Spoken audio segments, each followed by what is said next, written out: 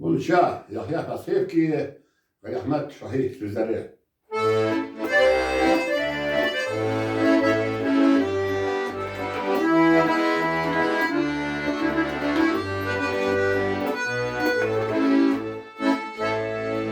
Onda utkeş dostlar birler bu şegali yanarız. Levkesin yaşamlar suduşda kıyırlarız. Ekmuşanın parlarına gelirmiş istarta. Birliklerini derlendir, birliklerde kışarta.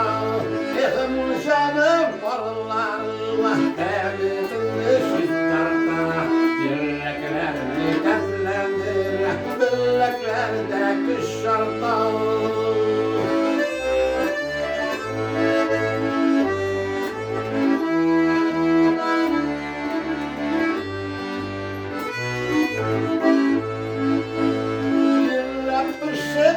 Hatırlanıp şabınamız duymansın. Bayını severkelerin yaprakların duymansın. Yıkılmışanıp varlarına kendini şistarta. Yüreklerini dertlendir, birliklerde dışarıda.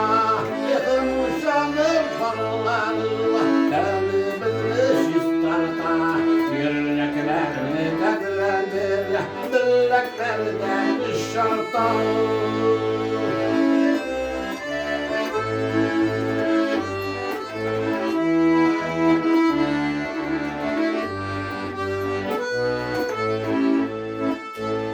Onda tut geçinde geçtim uşağa varımız.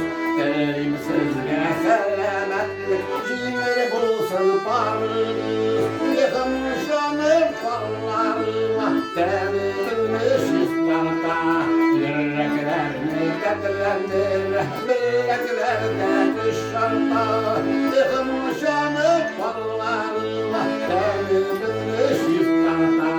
Yüreklerini dertlendir, birliklerde dışarıda.